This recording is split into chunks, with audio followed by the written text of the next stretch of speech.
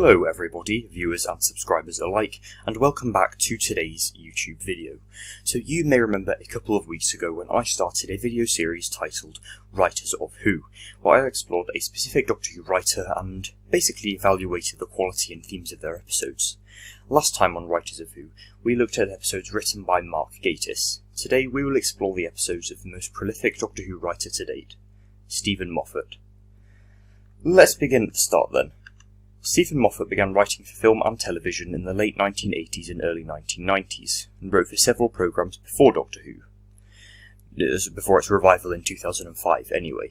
In 2005, Doctor Who showrunner Russell T Davies recognised his writing talent, and he wrote one story per season for all 4 seasons of Davies' run. These episodes were some of the most popular Doctor Who episodes to date, with Blink and Silence in the Library being among them. Moffatt was then promoted to showrunner, a title he held for 7 years.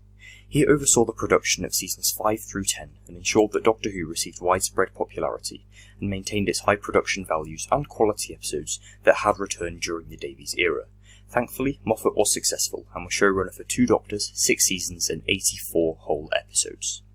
Another thing I should point out before we go into the main bulk of this video is that Moffatt's episodes were so popular that he even caused Doctor Who to become immensely popular in America. During the successful season 5, millions of viewers in America also became fans, and he opened Doctor Who to a whole new group of people. Another main reason why Moffatt was so successful is that he introduced wilder and crazier concepts to Doctor Who.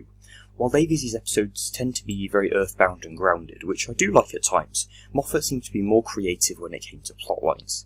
Davies stuck to more classical science fiction tropes, such as parallel universes and alien invasions, while Moffatt's era had long, complex, series-long arcs that culminated in great conclusions that definitely paid off.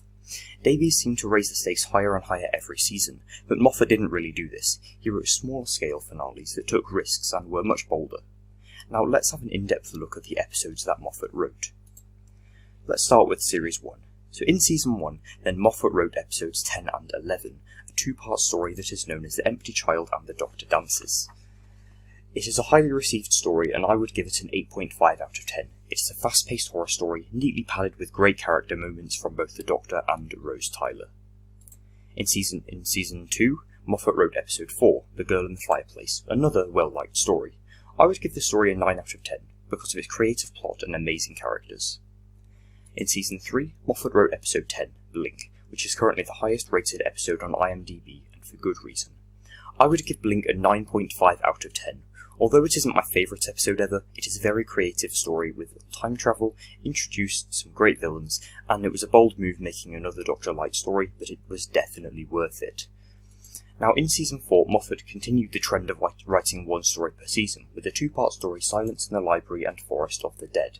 This is one of the most liked stories ever, and for good reason. It has amazing villains, introduces River Song perfectly, and creates an extremely tense and very scary atmosphere.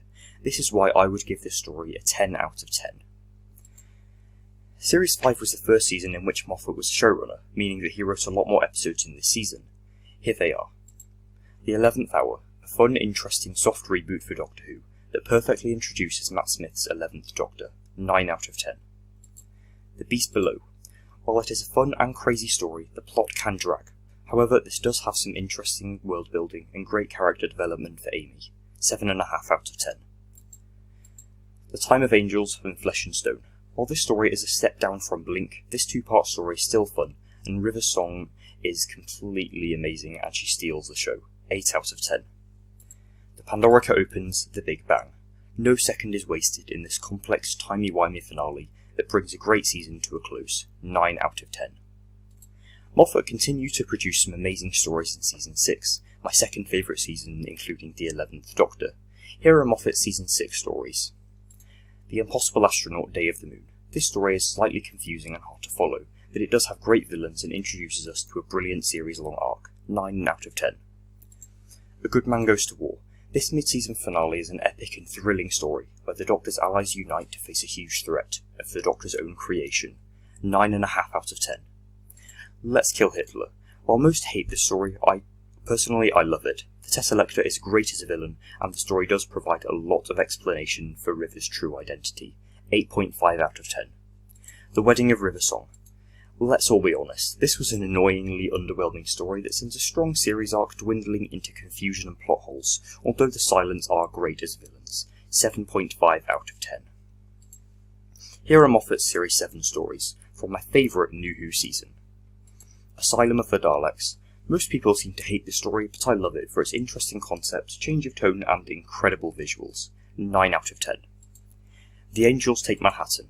This is a very controversial story and most seem to either love it or hate it, but I think it is just mediocre, with too much forced excuses for the Weeping Angels to appear. However, this is a great emotional send-off for Amy and Rory. 7 out of 10. The Bells of St. John.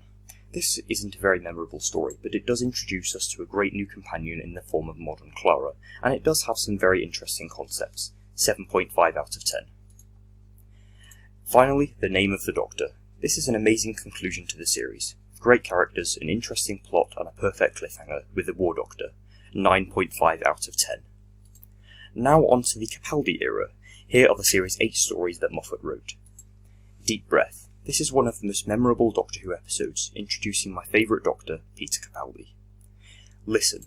This is a truly chilling horror story that still gives the new Doctor some great development in just his 4th episode. 9.5 out of 10. Darkwater, Death in Heaven. This is one of Doctor Who's darkest stories, but I love it, with a great plot, a shocking reveal about the Master, some really emotional moments, and overall I just think this is a really great, wrapping up of the Series 8. 9.5 out of 10. Approaching the end of Moffat's era, here are the 3 stories that Moffat wrote for Series 9. The Magician's Apprentice and The Witch's Familiar. This is one of the more forgettable Dalek stories in New Who in my opinion, but this has an excellent cliffhanger and strangely makes us feel very sympathetic for Davros. 8.5 out of 10. Heaven Sent. This story is utterly brilliant. It has stunning visuals, a beautiful soundtrack, and the second best performance Capaldi has ever done on Doctor Who. 10 out of 10. My 3rd favourite story. Hellbent.